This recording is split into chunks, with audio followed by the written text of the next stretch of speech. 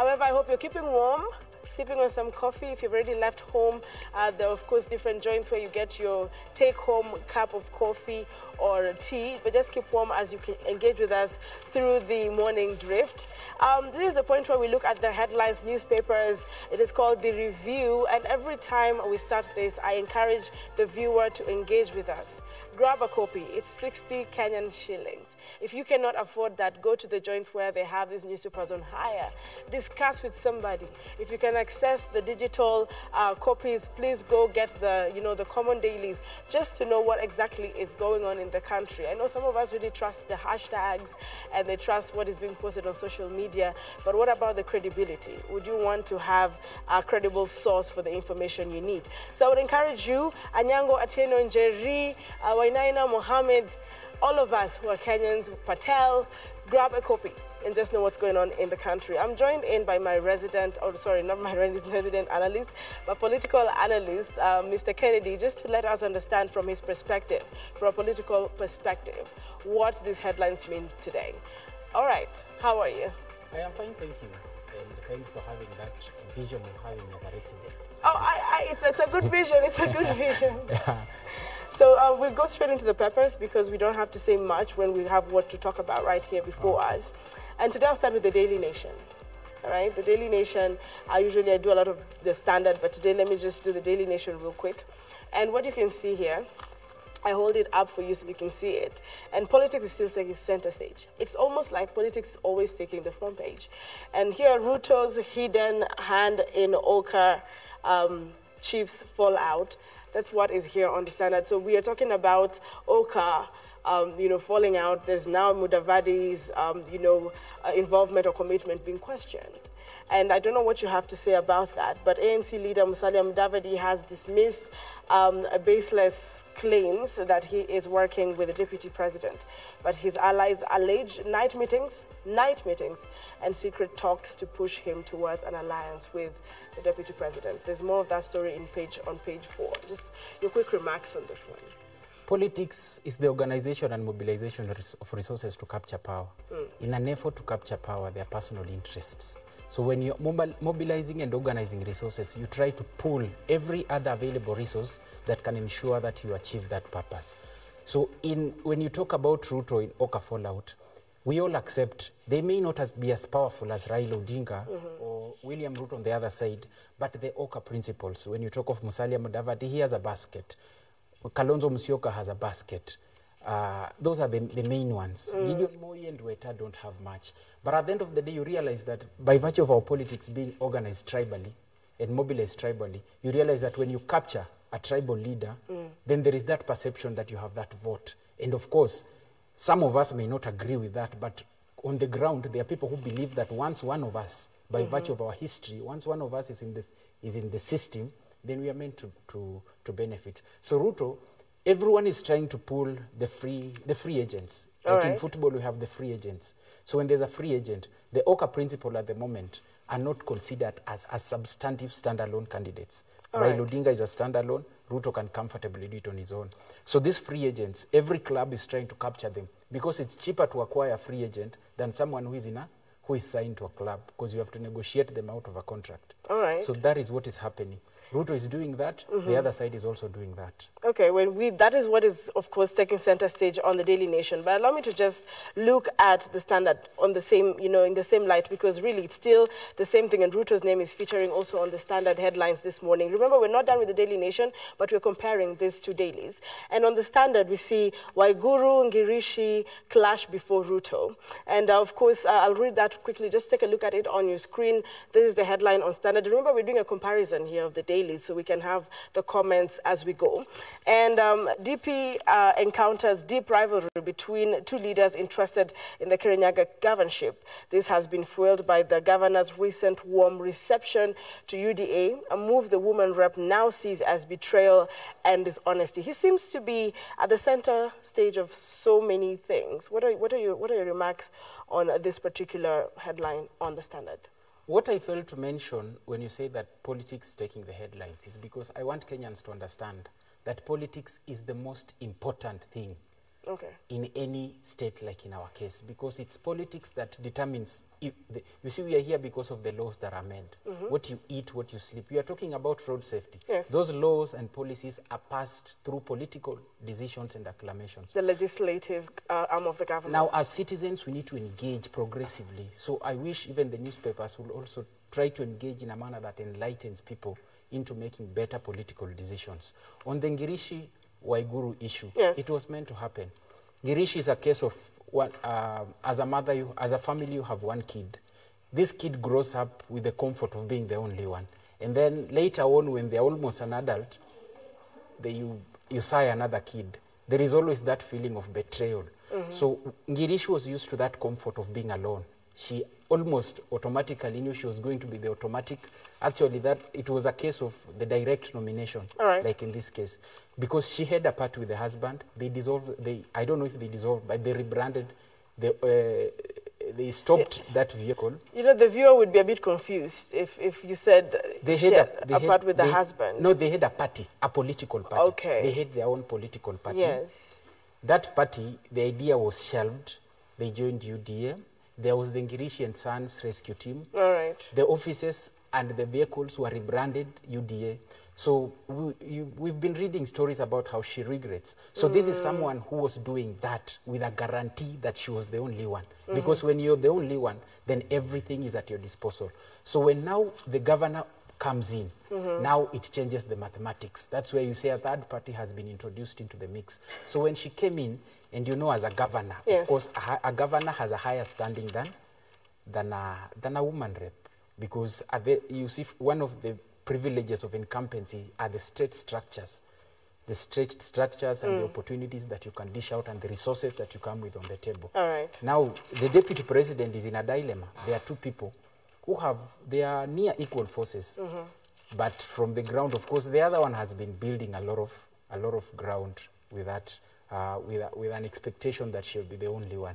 Now, when this one comes in, the deputy president, actually that's one of the most difficult balancing acts that he has to work on. All right. Because at this moment, she has two very vibrant, very eloquent, very bold, and very ambitious women who know what they want and they are going for it. And all of them, all eyes are on him. Because as much as you may say that the nominations will be free and fair, we all know the cards that are always played in most of these party nominations. So it becomes very difficult, and that's why there are those jitters. So I think Kenyans are following closely on those, scenarios. But remember, just touching on the highlights, and it's just giving his point of view.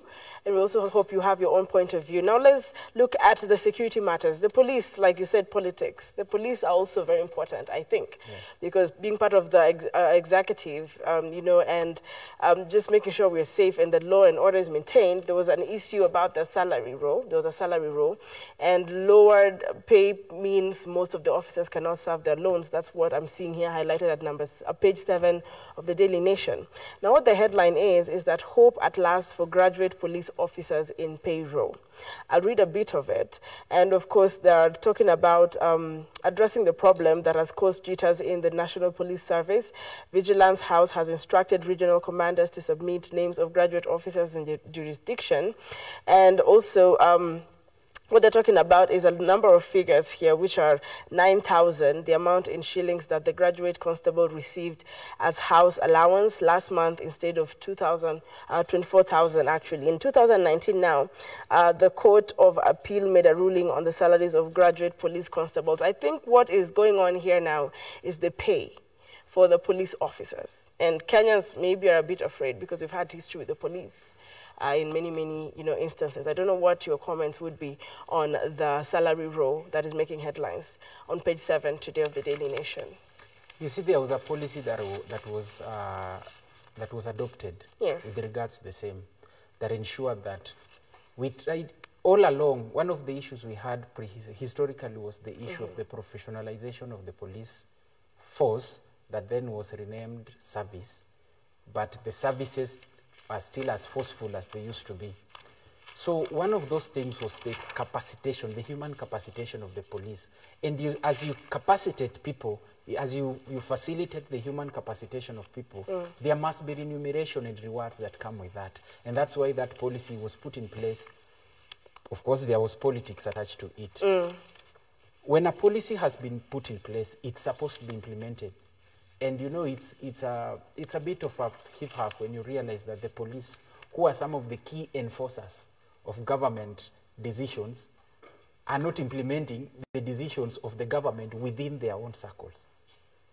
So the moment it's approved and a policy is put in place to ensure that graduate officers get that, there's that privilege that you get, because at the end of the day, it's not an easy feat going through our systems, considering the conditions where they're operating.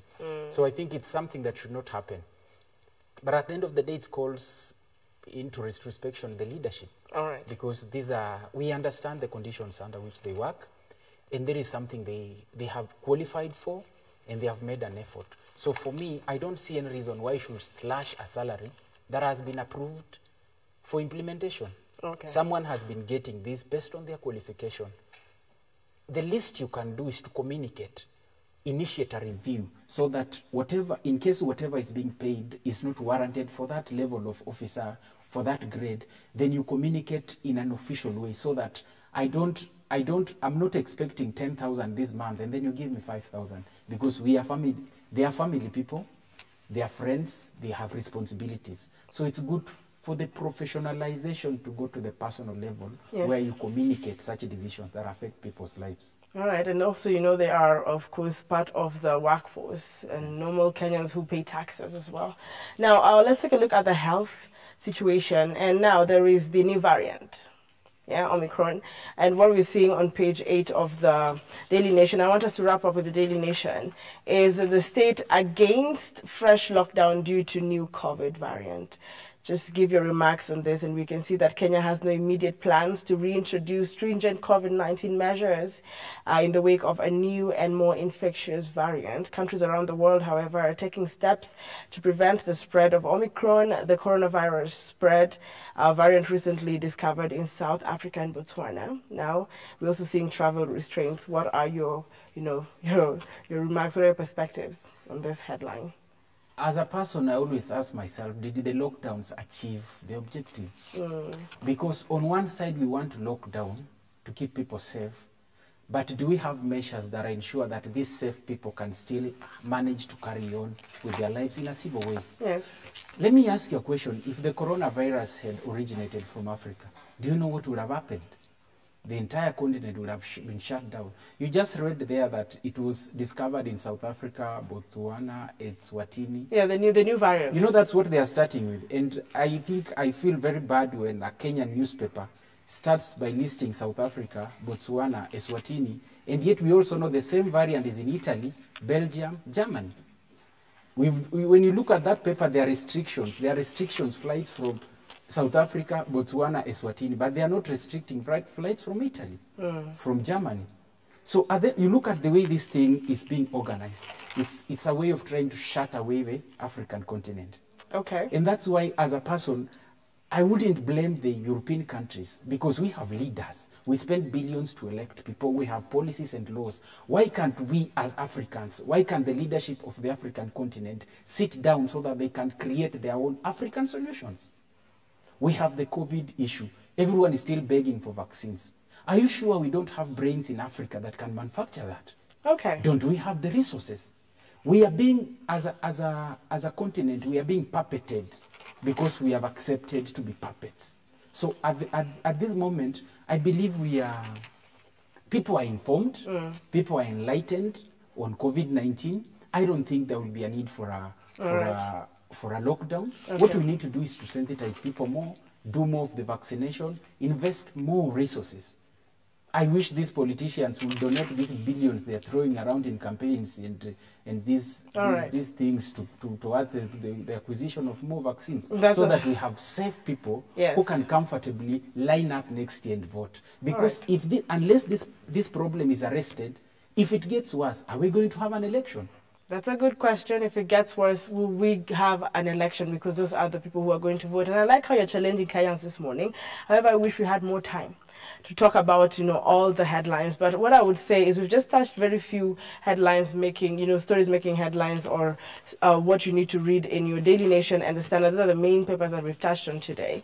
And as we close, just one last remark, because it's 16 days of activism. I hope you're aware that was started on November 25th, and we're going all the way to December. And female leaders are still facing threats of sexual assault.